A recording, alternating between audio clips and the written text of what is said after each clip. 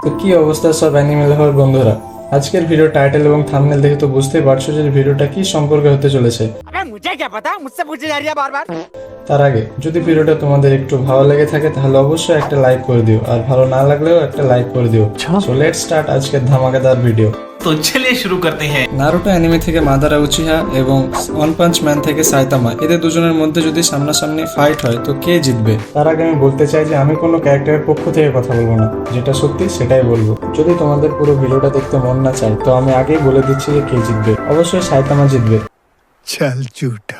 এবার মাদারার ফ্যানরা আমাকে গালি দেওয়ার আগে পুরো ভিডিওটা দেখে নাও। আমি একে একে প্রথমে মাদারা ও পরে সাইতামার পাওয়ারগুলি সম্পর্কে আলোচনা করব, আর তারপরে ভিডিও শেষে তাদের মধ্যে একটা ইমাজিনারি ফাইটও করাবো। অ্যান্ড আই হোপ এটা থেকে তোমরা ধারণা পেয়ে যাবে যে আমি কেন বললাম যে সাইতামা জিতবে। তো প্রথমে মাদারা উচিহা। মাদারা উচিহা হলো নারুটো ইউনিভার্সের অন্যতম একটা শক্তিশালী ক্যারেক্টার, এটা তো তোমরা সবাই ভালো করে জানো।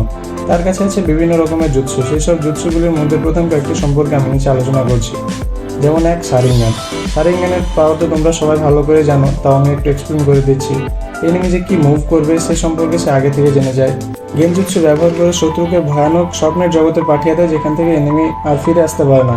3 নম্বর, চোখের এক ঝলকানিতে সে এনিমিকে অচল করে দেয়।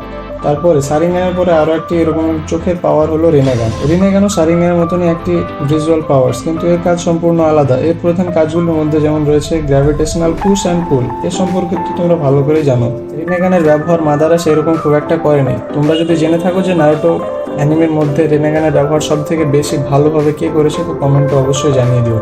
তারপরে রিনেগানের আরও অন্য কাজ হলো যেমন রিনে রিবার্থ। এই শক্তির মাধ্যমে যে কোনো মরা মানুষকে পুনরায় ফিরিয়ে আনা যায়। তারপরে আছে চিবাকু তেনসে। চিবাকু তেনসে হলো এমন একটি জুৎসু যার মাধ্যমে একটি ছোট ব্যারিয়ার তৈরি করে শত্রুকে বন্দি করা হয়, যেমনটা পেন করেছিল যখন সে নাইন টেলকে বন্দি করেছিল।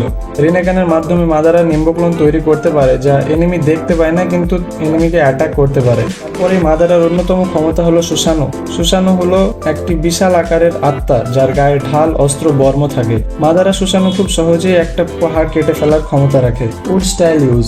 ফার্স্ট হোকাগে হাসিরামার শেল পাওয়ার পরে মাদারা উড স্টাইল ব্যবহার করতে পারত, যার মাধ্যমে সে খুব সহজেই উড স্টাইল ড্রাগন, বিশাল আকারের ফরেস্ট তৈরি করতে পারত। মাদারার অন্যতম ক্ষমতা হলো মিটেরয়েড অ্যাটাক। মাদারের এক একটি মিটেরয়েডের আকার এত বিশাল হয় যে পুরো ব্যাটেলফিল্ডকে ধ্বংস করার ক্ষমতা রাখে, যেমনটা সে 4th গ্রেট নিনজা ওয়ারে করেছিল। জুভি জিনজুরিকি বা টেনটেল হোস্ট। যখন মাদারা টেনটেলের হোস্ট হয়েছিল বা টেনটেলের জিনজুরিকি হয়েছিল তখন তার কাছে গড লাইক পাওয়ার চলে এসেছিল। এই সময় তার কাছে প্রায় আনলিমিটেড পরিমাণে চাকরা ছিল। এইসব পাওয়ারগুলি ছাড়াও মাদারের কাছে আরো বিভিন্ন রকমের পাওয়ার বা জুৎসু আছে, যেগুলি একটা ভিডিওতে এক্সপ্লেন করা সম্ভব নয়। এবার সাইতামার পাওয়ারগুলি সম্পর্কে আলোচনা করা যাক।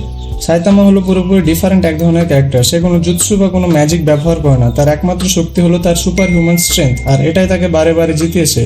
তার পাওয়ারগুলি সম্পর্কে একে একে আলোচনা করা যায়। প্রথমত, সুপার হিউম্যান স্ট্রেংথ। সাইতামা তার একটি খুশি মানে ওয়ান পাঞ্চের মাধ্যমে যে কোনো এনিমিকে হারাতে পারে। উদাহরণ হিসেবে বলা যেতে পারে এক ঘুষিতে সে একটি উল্কাকে ধ্বংস করতে পারে। এমনকি সে কসমিক লেভেলের গারোকেও এক ঘুষিতেই উড়িয়ে দিয়েছে। স্পিড। সাইতামার স্পিড এত বেশি যে একজন সাধারণ মানুষের চোখে তা দেখতে পাওয়া প্রায় ইম্পসিবল। মাঙ্গাতে আমরা দেখতেও পেয়েছি যে সাইতামার স্পিড লাইটকেও ছাড়িয়ে গেছে। সে পুরো ইউনিভার্সকে মাত্র কয়েক সেকেন্ডে ট্রাভেল করতে পারে।